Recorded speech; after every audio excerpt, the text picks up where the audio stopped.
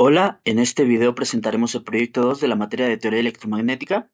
Daremos un resumen de las ecuaciones de Maxwell, de cómo surge la ecuación de onda y de las ondas electromagnéticas, así como su reflexión y refracción en diferentes tipos de objetos o materiales.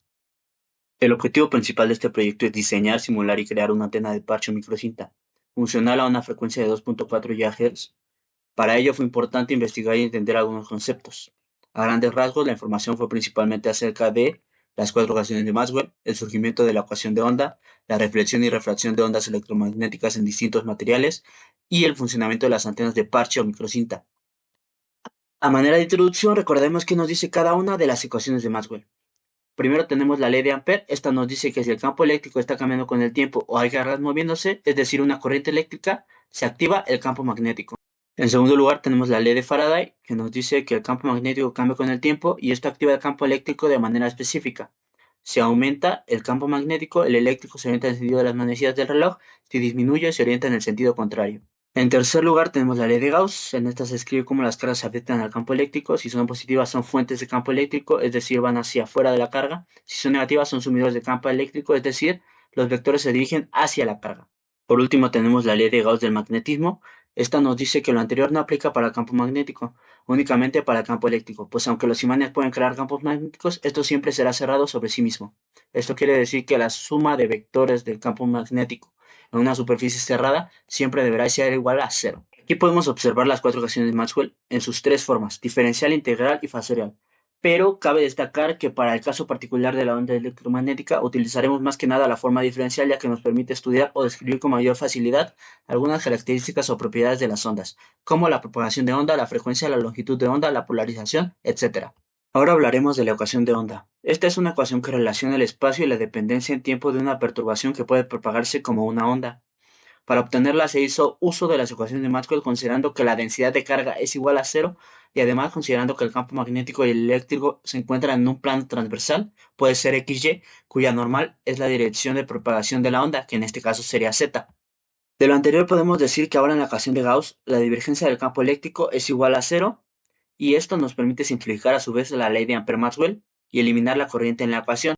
De ahí, enfocándonos en la ley de Ampère y de Faraday, aplicando identidades derivadas y o simplificaciones, se llega a las derivadas parciales de cada uno de los campos con respecto a la dirección propuesta de la onda, que en nuestro caso fue z. Para obtener la ecuación de onda para el campo eléctrico, para este caso la derivada parcial del campo eléctrico se diferencia con respecto a z, mientras que la del campo magnético se diferencia con respecto al tiempo. Posteriormente se sustituye una en otra y de ahí sale la ecuación de onda para el campo eléctrico. Por otro lado, para obtener la ecuación de onda para el campo magnético, se hace lo contrario. La derivada parcial del campo magnético se diferencia con respecto a z, mientras que la del campo eléctrico se diferencia con respecto al tiempo. De la misma forma que la anterior, se sustituye una en la otra y de ahí sale la ecuación de onda para el campo magnético. Este es el resultado de obtener ambas ecuaciones de onda y observamos que tiene una gran similitud con la conocida ecuación general de la onda. Se observa que F puede ser sustituido por el campo magnético o el campo eléctrico y V es la velocidad de propagación de la onda. Respecto a cómo se propaga una onda a través de diferentes materiales, podemos decir que depende de la siguiente ecuación. En esta se describe cómo una onda plana uniforme que se propaga en la dirección de z positiva con una constante de fase b, pero que pierde amplitud con el aumento de z para alfa positivo. Esto quiere decir que si alfa es positiva, se llama el coeficiente de atenuación, y si es negativa, la onda crece en amplitud con la distancia y alfa se denomina coeficiente de ganancia. Esto solo ocurre en amplificadores láser, por ejemplo. De aquí podemos sacar que si alfa es igual a cero, la reflexión es inexistente o nula. Podemos observar que alfa es igual a cero cuando se trata de un material dieléctrico perfecto. Esto por las siguientes ecuaciones, pues la reflexión también depende de la impedancia intrínseca, que en el caso de un dieléctrico perfecto es igual a la impedancia del vacío. Esto significa que no habría pérdidas en el dieléctrico. Además, como el dieléctrico perfecto tiene una conductividad igual a cero, este no absorbe energía, lo que lo hace ideal para transportar ondas electromagnéticas sin pérdidas. Por otro lado, en los conductores, como se forman corrientes por el movimiento de electrones libres o huecos bajo la influencia de un campo eléctrico, esto dificulta la transmisión de ondas. Se infiere entonces que en conductores perfectos el campo incidente será el doble sobre la superficie del conductor y por lo tanto se reflejaría la onda en su totalidad. Podemos decir entonces que entre más dieléctrico sea el material, este permitirá pasar la onda con mayor facilidad, y mientras más conductor sea, este reflejará las ondas cada vez más e impedirá el paso a través de él. Ahora hablaremos de la antena de parche. Esta es aquella que se forma simplemente grabando una pieza de material conductor sobre una superficie dieléctrica. En el plano de tierra de esta antena de microstrip se monta el material dieléctrico donde este plano soporta toda la estructura. Además, la fuente de esta antena se puede proporcionar con líneas de transmisión que están conectadas al parche. En general, estas antenas se utilizan en aplicaciones de frecuencia de microondas que tienen una frecuencia superior a 100 MHz. Sin embargo, al ajustar las dimensiones del parche radiante y las propiedades del sustrato, las antenas de parche de microstrip se pueden adaptar para operar a frecuencias específicas dentro del rango de microondas. Esta flexibilidad permite la personalización de antenas para cumplir con los requisitos de diferentes sistemas y aplicaciones de comunicación inalámbricas. El plano de tierra juega un papel fundamental en el funcionamiento de una antena de parche, particularmente en el control de la reflexión de las ondas electromagnéticas y en la dirección de la radiación. Esto porque, cuando se excita la antena de parche, la corriente eléctrica que circula en el parche genera tanto campos eléctricos como magnéticos, que a su vez producen ondas electromagnéticas. Parte de las ondas electromagnéticas generadas se propagan hacia abajo en dirección al plano de tierra, y cuando estas ondas alcanzan el plano de tierra son reflejadas en su totalidad, o casi en su totalidad. Dado que el plano de tierra es conductor, las ondas reflejadas están en fase con las ondas emitidas por la cara superior del parche. Esto depende del grosor del dieléctrico y la longitud de la onda, cosa que puede generar interferencia constructiva o destructiva. La representación gráfica de las propiedades de radiación de las antenas se conoce como patrón de radiación, y esto explica cómo la antena emite energía al espacio. Generalmente esta es representada en un patrón de radiación normalizado. Esto quiere decir que se escala en relación a algún valor. El patrón de radiación es bastante amplio para una antena de parche, pues proporciona una cobertura hemisférica en un ángulo de 30 grados a 180 grados.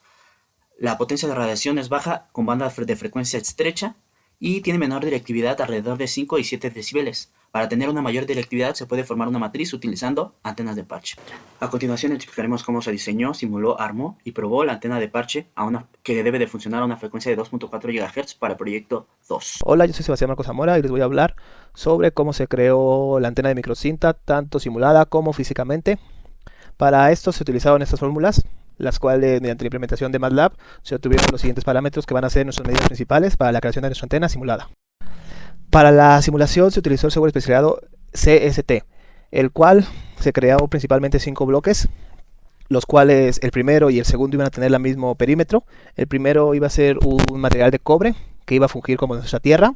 Después arriba de este material iba nuestro dieléctrico, el cual tenía un espesor bastante mayor significativamente respecto a nuestro recubrimiento de tierra.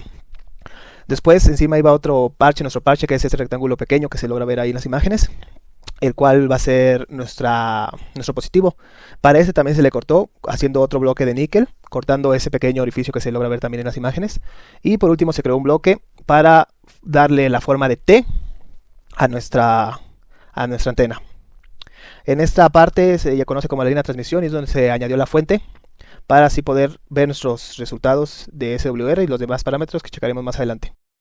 La creación de nuestra antena físicamente se realizó con la ayuda de una placa fenólica de doble capa. Esto quiere decir que tenía 2 recubrimientos de cobre de un espesor menor al del dieléctrico que estaba en medio de estos dos, mucho menor al dieléctrico.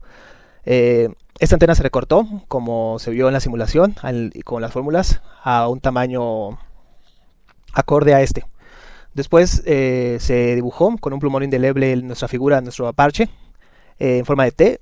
Con un plumón se dibujó y se rellenó. También se pintó toda la parte de atrás del cobre con este mismo plumón. Para asegurarnos de que no se disolviera al momento de realizar el proceso para disolver el cobre, se le puso un recubrimiento de cinta aislante también. Para la disolución del cobre se sumergió en una mezcla de cloruro de férrico con agua, donde al sumergirlo durante 30 minutos podemos apreciar el resultado, que el cobre que queríamos que se disolviera así lo hizo. Y al revelar, quitarle la cesta así con ayuda de alcohol, se pudo quitar el plumón indeleble. Vimos que nuestra antena estaba perfectamente y tenía la forma deseada. Por último se le soldaron 2 cables, uno en la parte de atrás, que es nuestra tierra, que sería el negativo, y uno en la parte de enfrente, en la línea de transmisión, que sería el positivo, a un conector BNC y un adaptador Caimán para así hacer las pruebas.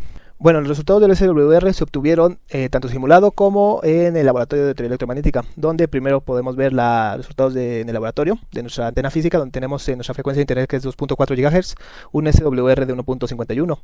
Mientras que en nuestra simulación vemos que nuestra frecuencia de interés, que es cercana a 2.4, tenemos un SWR de 1.49, lo cual es muy cercano entre sí. y también nos indica que nuestra antena puede operar en esta frecuencia sin ningún problema. Aunque no esté tan cercano al 1, también no está tan cercano o no sobrepasa el 2, lo cual nos indicaría que nuestra antena ya no está optimizada para esa frecuencia. Después se midió el coeficiente de reflexión, en donde en nuestra antena física obtuvimos un coeficiente de reflexión para nuestra frecuencia de interés de menos 16.21 dB, y mientras que en la simulación obtuvimos un coeficiente de reflexión de menos 29, lo cual están un poco alejados entre los dos, pero los dos se encuentran dentro de nuestro margen, que es que sea menor a menos 14, lo cual los dos cumple, por lo cual nuestro coeficiente de reflexión para nuestra antena está bien establecido. Por último tenemos nuestro patrón de radiación, que simuladamente lo vemos en 3D, donde vemos que en la parte de arriba tiene un patrón de radiación unidireccional, lo cual nos indica una gran potencia en varias direcciones, mientras que en la parte de abajo tenemos un patrón de radiación pequeño comparado con el de arriba, por lo cual la intensidad de transmisión va a ser menor. Mientras que físicamente en nuestros resultados físicos tuvimos también la impedancia, donde tenemos una impedancia de 72.5 más J3.17 ohms, que teóricamente tendría que ser 50 ohms, pero como podemos ver está ligeramente arriba. Esto se puede corregir, como vimos en clase, con un stub de circuito abierto o de circuito cerrado. Como conclusión, en la presente práctica se realizó el surgimiento de la ecuación de onda derivada de las ecuaciones de Maxwell, que básicamente describe cómo se propagan las ondas electromagnéticas en el espacio. Con esto se puede explicar la propagación de las ondas en el espacio o en medios eléctricos. Por consiguiente, con la ecuación de onda se puede predecir las características de propagación y el patrón de radiación de antenas, como la antena de parche, de la cual se estudió la estructura, su aplicación y cómo funciona la reflexión en relación a tener un plano de tierra. Una vez entendido esto, se realizó el diseño, simulación y armado de la antena con la ayuda del software CST. Se registró que los valores simulados son bastante buenos, pues el coeficiente de reflexión a frecuencia de 2.4 GHz es menor a los menos 15 decibeles, que es lo ideal. El SWR de 1.49, que aunque no es exactamente 1, es muy cercano, lo que quiere decir que esta antena debe funcionar bien para la frecuencia de 2.4 GHz. Por último, en los valores experimentales para nuestra frecuencia de interés se obtuvo un SWR de 1.51 y un coeficiente de reflexión de menos 16.21 decibeles, los cuales son muy cercanos a los valores simulados. Con lo anterior, queda por cumplido el objetivo de la práctica. Ya por último, se muestran las fuentes consultadas que avalan de dónde se sacó toda la información que utilizamos en el presente proyecto.